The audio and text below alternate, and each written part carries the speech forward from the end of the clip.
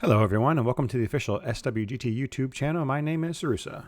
Today we're going to talk about SWGT Update 4.24.7, which has more quality of life updates for runes and artifacts. Alright, so this update is another big update for runes and artifact quality of life.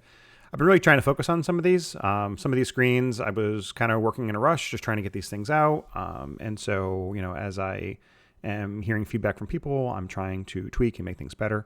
And plus myself, I want to make sure that things look as professional as possible. So the first two things are actually platform-wide. I've made a lot of performance enhancements for rune and artifact history graphs.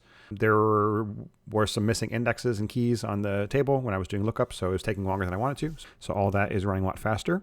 And then the other update is on rune and artifact graphs. I now allow you to have up to 1,000. And that's actually platform-wide, like I said, and that'll actually be available on the rune and artifact details in SWGT Personal as well. You can now pick the top 1,000. All right, the next two lines are actually bug fixes. For SWGT Personal under Team Builder, there was a weird condition where if there was a first and second but not a third unit, then it would cause an exception. So saw that in the log, so I went ahead and fixed it. And then the other one is Artifact Monster Finder. So for unawakened monsters, if you were to click on the, for instance, in the Water Cannon Girl here, because we don't want to awaken her for Necro, if you clicked on that link, it actually just wouldn't work at all. And so that link didn't work. The monster details for the artifact match didn't work. And then this link, of course, still worked, but it's just the first two that didn't work. So just a quick little bug fix on those.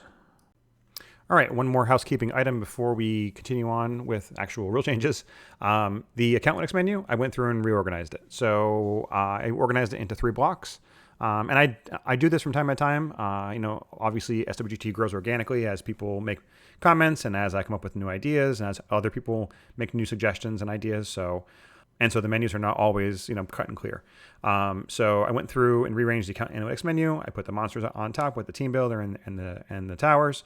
And then the next 2 sections are specifically for runes. So that way, for your runes, you can have all your runes, your details, your grind optimizer, your gem optimizer, and then your recent runes. And then for your artifacts, you have your artifacts, artifact details, and recent artifacts. So that way, it makes more logical sense.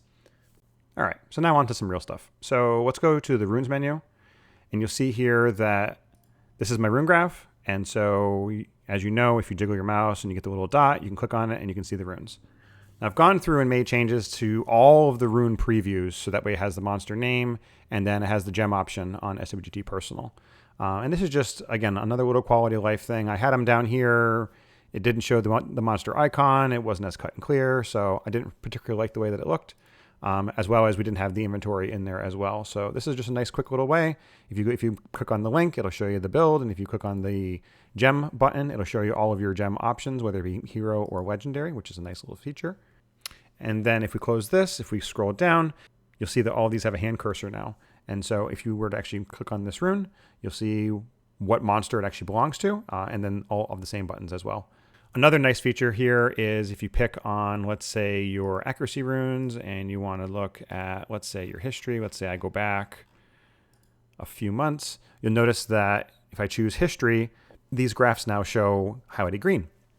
So these are actually new runes that I dropped.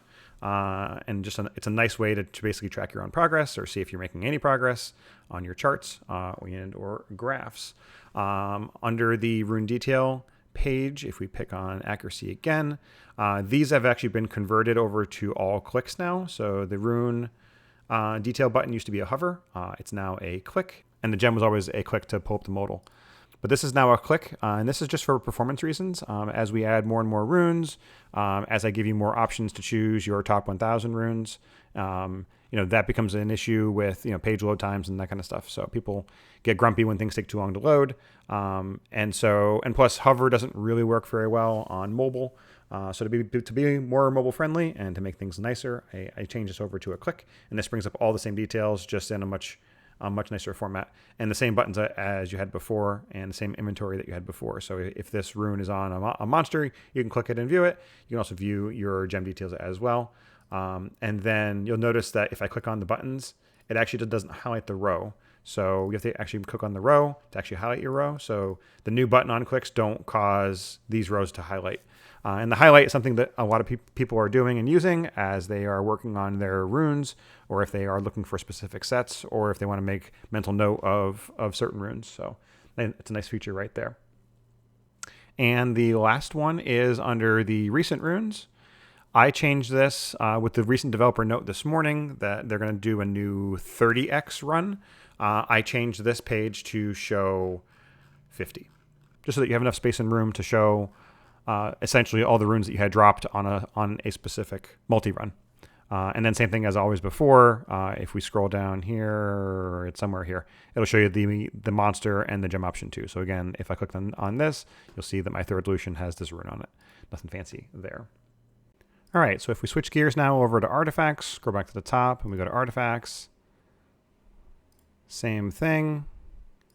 If I show my artifact graph and I wiggle my mouse, artifact previews, I have gone through and done the same thing where now instead of showing, I think it was 6 monsters and the ... icon for matches, I now show you which monster it's currently on, and then you can still load the exact same matching for this actual artifact, which is a nice little quality of life there.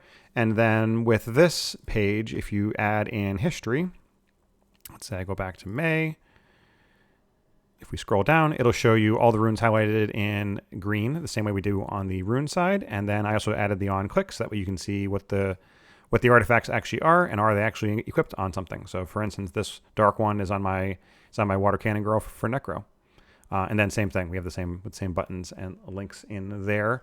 The artifact details, I did the same work under the interfaces. I now show the monster that it's currently on, and then the same buttons. Showing the 6 best monsters on this view probably wasn't the best use of the page.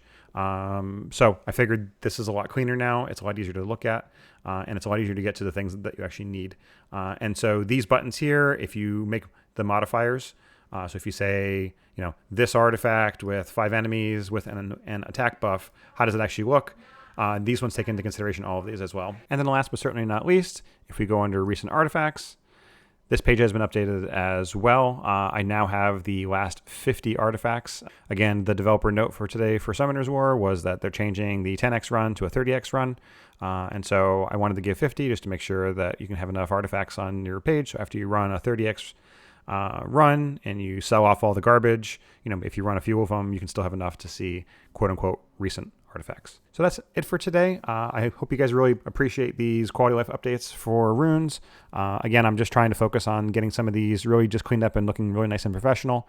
So I'm sorry if there's so much focus being put on runes and artifacts, but they are a big part of the game. So I wanted to make sure that they get the love that of course they deserve. We will be pivoting to the Discord bot probably next week. And there's some enhancements coming over to there that have been asked for a while. So stay tuned for those updates. And that's it for today. I just wanted to say thank you to all the Patreon members who subscribe to SWGT and to all the people that constantly give feedback about the platform. It's only through your support and efforts that SWGT is what it is today. And I've said it before and I'll say it again. We all make SWGT better together. And with that, don't forget to smash those like buttons, and I'll see all of you on the battlefield.